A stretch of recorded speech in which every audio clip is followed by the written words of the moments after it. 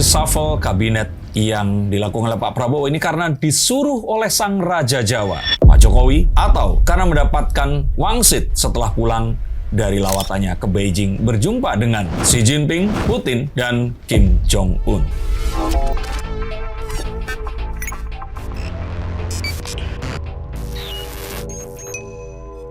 Halo Sensikers, kembali berjumpa bersama saya Denny Darko. Tidak ada yang namanya misteri, yang ada adalah tanda-tanda yang kita semua coba untuk mengerti. Bagaimana jika ternyata, ini kita akan working one by one, satu demi satu. Yang pertama bahwa Sri Mulyani ini diganti dengan menteri yang baru, itu karena beliau mendapatkan wangsit saat Pak Prabowo sedang berada di China yang selama 8 jam beliau ini berdiri sejajar dengan para pemimpin dunia. Dan mari kita akan baca karena ada satu tulisan dari ini Kang Didit dari Bandung, Haji Tubagus Raditya Indrajaya. Nah, kalian googling lah, beliau ini salah satu public figure Bandung yang memiliki satu pemikiran yang sangat luar biasa. Saya akan bacakan. Tumbangnya Sri Mulyani ketika poros dunia bergeser dari IMF ke BRICS.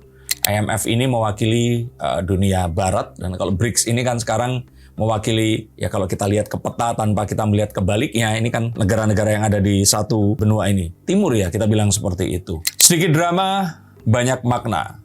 Sri Mulyani lengser bukan karena tersandung korupsi, bukan karena gagal menjaga fiskal, karena Bu Sri Mulyani ini paling disiplin kalau tentang fiskal, apalagi bukan karena bocor APBN, tapi justru karena terlalu disiplin, terlalu IMF, terlalu World Bank, dan mungkin saja dianggap terlalu Amerika. Nah, ini menarik. Karena sepertinya kan kita tahu bahwa Pak Prabowo ini orang berpikir kalau kemarin Pak Jokowi ini bandel dengan merapat ke China dan Pak Luhut ya. Ini dikira Pak Prabowo ini akan balik lagi ke Amerika kayak zaman Pak SBY dan sebelumnya. Maka ternyata Pak Prabowo ini lebih berani lagi. Bersamaan dengan itu Prabowo pulang dari Beijing dengan senyum tipis dan dada tegap. Ia tak banyak bicara, tapi seperti harimau tua yang kembali dari rimba raksasa Tiongkok dan hutan salju Rusia, Prabowo membawa lebih dari sekedar oleh-oleh diplomatik. Ia membawa sinyal pergeseran poros dunia. Dalam salah satu video, saya lupa ini dibuat oleh siapa ya. Jadi setiap berapa waktu, 100 tahun atau lebih ya mungkin ya, ada satu pergeseran pemimpin dunia ini berganti.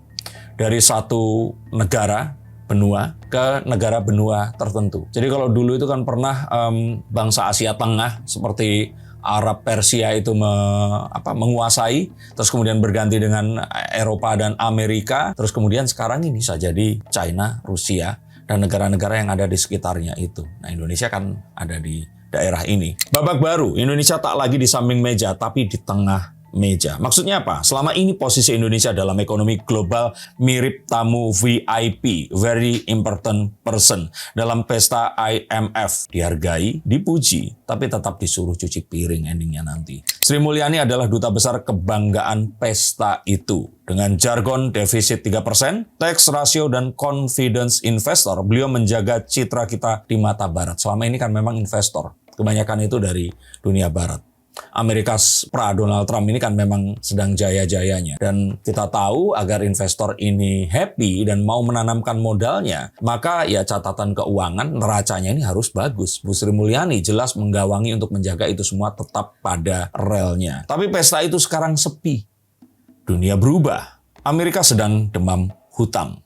Eropa terengah dan IMF kehilangan pamor di negara-negara selatan. Kalian coba cari tahu, debt ratio Amerika itu berapa? Indonesia ini 1/60-nya. Jepang itu berapa? Kalian pasti akan kaget. Dan di sisi lain, BRICS Plus tumbuh dengan percaya diri.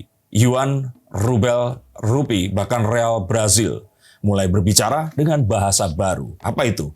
Kolaborasi tanpa kolonialisasi. Prabowo melihat itu dan ia akhirnya memilih. Nah, ini adalah pemecatan yang bernuansa geopolitik. Nggak ada penguasa yang mengganti menteri sekaliber Sri Mulyani tanpa alasan yang juga besar. Publik hanya melihat reshuffle. Kesannya kan kayak, oh kemarin masyarakat berusaha menekan karena Bu SM ini menaikkan pajak dan sebagainya. Terus kemudian akhirnya seakan-akan dengan hal ini Pak Prabowo itu menyenangkan si masyarakatnya, mendapatkan hati, tapi di saat yang lain dia pun juga mendapatkan simpati dari teman-teman BRICS yang memberikan panggung ini. di akhir-akhir ini tadi. Tapi orang dalam tahu kalau ini adalah reset fiskal. Dan itu butuh backup strategis dari dua raksasa dunia. Siapa lagi kalau bukan China dan Rusia.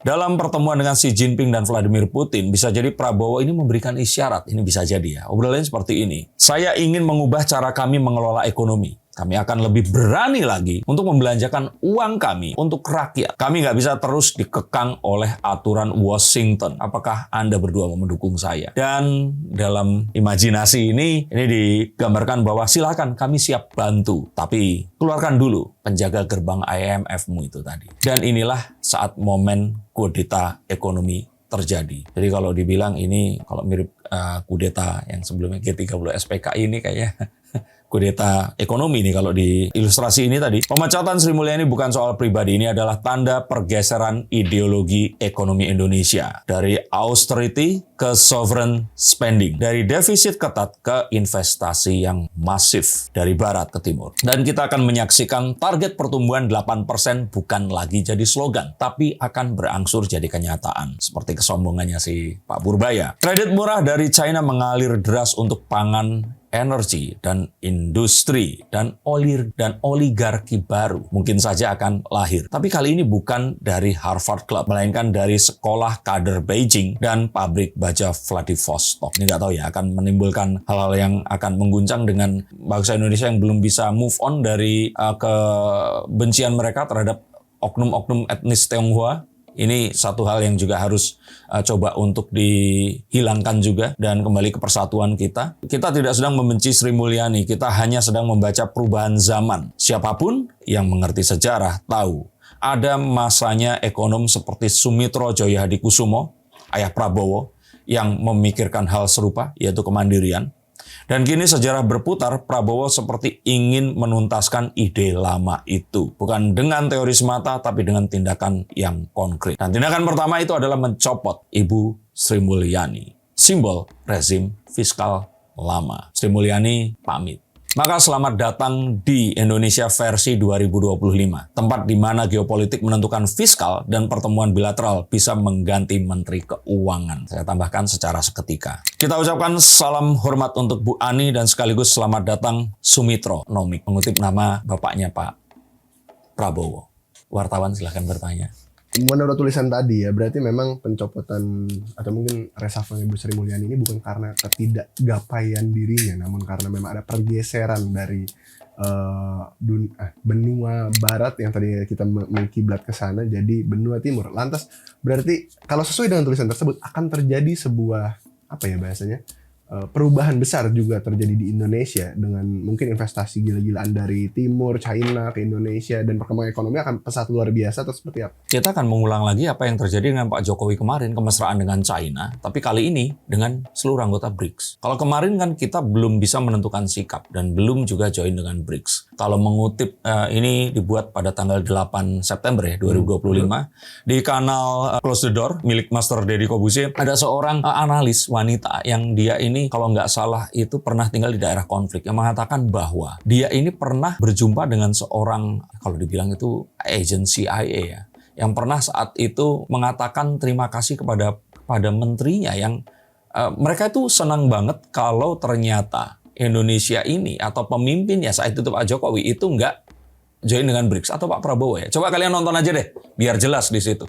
Yang artinya sebenarnya tekanan geopolitik itu benar adanya. Dan ini dilakukan dengan proksi dan agen mata-mata mereka. Jadi kita harus tahu dengan siapa kita sekarang sebaiknya berteman. Tapi apakah menurut Mas Dede Darko juga, maksudnya kan ini juga timbul, tulisan ini baru timbul juga setelah ada desas-desus termasuk anak-anaknya Pak agen CIA. Iya, bilang Bu Sri Mulyani ini agen CIA.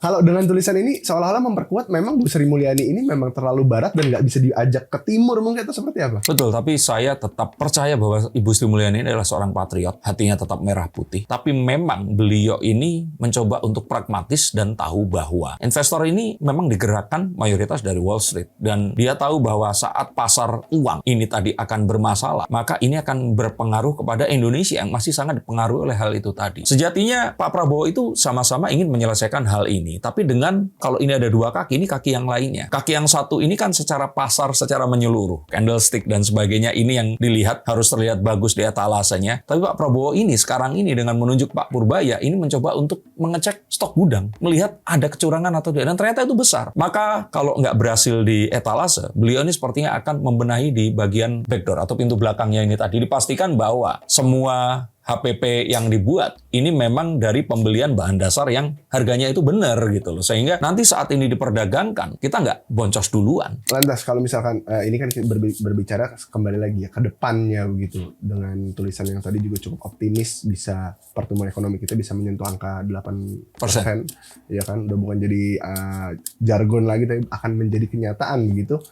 Lantas apakah memang selama ini mandeknya ekonomi Indonesia ini disebabkan oleh, ya mungkin kalau kita bilang terlalu berkiblat kepada benua barat, atau seperti apa? Ya betul, dan nggak salah juga karena banyak negara yang akhirnya sukses karena berkiblat ke sana. Jepang, Taiwan, Korea Selatan, dan negara-negara di sekitar kita. Ada Malaysia, Brunei Darussalam, Australia. Tapi ya kita tahu bahwa sekarang ini dunia barat ini sedang shifting. Mereka itu sedang nggak baik-baik saja. Dan timur ini sedang menunjukkan kekuatannya. Pak Prabowo bukan akhirnya mengingkari satu kesepakatan bahwa Indonesia adalah negara non-blok. Bukan, tetapi dalam perdagangan yang selama ini dianggap menjadi tulang punggung perekonomian Indonesia, ini berusaha untuk menyeimbangkan dengan kalau kemarin udah western banget, sekarang mau ke eastern. Oke, berarti Pak Prabowo ini juga sebenarnya mencoba membaca pergerakan ekonomi dunia satu step lebih jauh. Iya, dan beliau nggak cuma membaca. Beliau di sini itu be part of history. Kemarin itu datang, ada di sana, berdiri sejajar. Dan beliau ini merasakan langsung, ini gila loh, bahwa sekarang ini loh, yang negara superpower itu adalah si China ini tadi. Dan dengan BRICS ini tadi, beliau memiliki sebuah, ya akhirnya kita harus memilih. Dan saat ini pilihan kita adalah mencoba lebih mesra agar ini seimbang. Saya pikir itu yang dilakukan. Lantas pastinya juga kalau misalkan orang-orang pun sadar pencopotan Bu Sri Mulyani ini juga berdasarkan apa ya? Kalau kita bilang aroma politik itu begitu Geopolitik. kencang, ya geopolitiknya di situ begitu kencang begitu. Akankah mungkin Bu Sri Mulyani ke depannya bisa balik ke posisinya kembali kalau misalkan ekonomi kita sudah berpindah kiblat dan ya mungkin dibutuhkan kembali? Itu mungkin sama seperti kalau saya harus kembali main sulap, tapi sulapnya ini sulap yang beda style dengan saya. Jadi kecuali Bu Sri Mulyani akan kembali dengan style yang sekarang, ya kita harus menunggu sampai ini semua menjadi normal, tertib, nah baru beliau nanti akan melakukan pengetatan itu tadi. Jadi yang saya ingin bahasakan ke kalian semua ini adalah, kalau selama kemarin itu, kita itu udah dalam kondisi, seharusnya kita jadi kaya, tapi karena adanya kecurangan-kecurangan kita miskin, maka Bu Sri Mulyani ini ngatain, berusaha untuk menjaga kita agar udah jangan banyak gaya lah.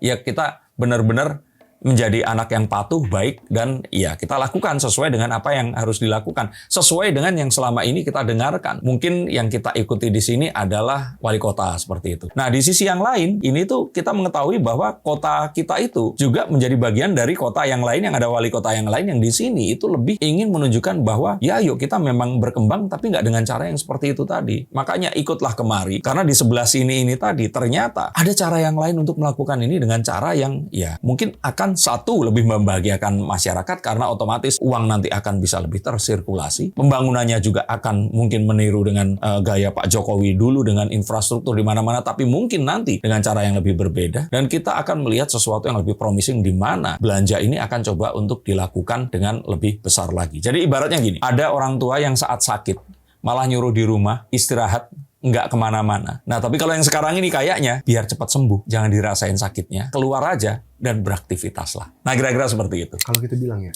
di saat ekonomi global pun menuju ke shifting pergantian gitu, pergantian kiblat dan lain-lain, dan kita berusaha untuk ikut arus pergantian ini juga gitu, pasti kan juga nggak akan langsung bahagia, akan ada krisis dulu kemungkinan dan kondisi-kondisi yang memang apa ya bahasanya sulit dan banyak korban juga nantinya. Seperti apa menurut Presiden? Saya pikir malah ini yang akan, ya saya nggak tahu ya apakah ini benar atau tidak, para ekonom silahkan berkomentar kalau kebetulan nonton konten ini. Ini di sini ini kita akan memperbaiki sesuatu yang lain tadi di belakang. Dan yang kedua, di sini malah kita itu diminta untuk, ya tadi misalkan, saat seseorang itu miskin, jangan kebanyakan gaya, udah belajar aja, berhemat. Siapa tahu nanti akan ada kesempatan yang akan bisa timbul, yang akan bisa membalikan keadaan.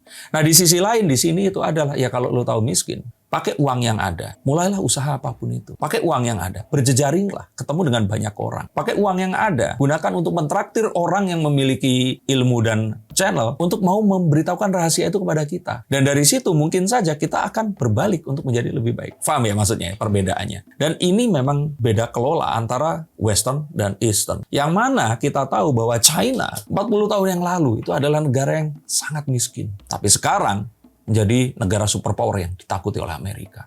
Dan harapannya Indonesia, yang 40 tahun yang lalu saja, Indonesia ini sebenarnya sudah ahead of China. Tapi ternyata kita sekarang tertinggal jauh. Maka sejatinya ya kita harus belajar pada kakak tertua kita ini tadi. Dan ini mungkin saatnya kita harus men-shifting, mengikuti poros dunia yang juga sudah mulai berpindah. Apakah kalian merasa cemas atau memiliki suatu perasaan yang penuh optimis dan menjanjikan seperti saya? Tuliskan komentar kalian di bawah sini. Terima kasih telah mengikuti konten yang ada di sini, dan jika kalian memiliki pertanyaan tentang bisnis yang bisa coba untuk dibacakan kartunya, silakan di nomor di bawah sini juga, dan izinkan saya membacakan kartu yang akan memberikan kalian informasi apakah kalian harus tetap di jalan ini atau harus shifting ke jalan yang lainnya. Terima kasih, sampai jumpa dan salam.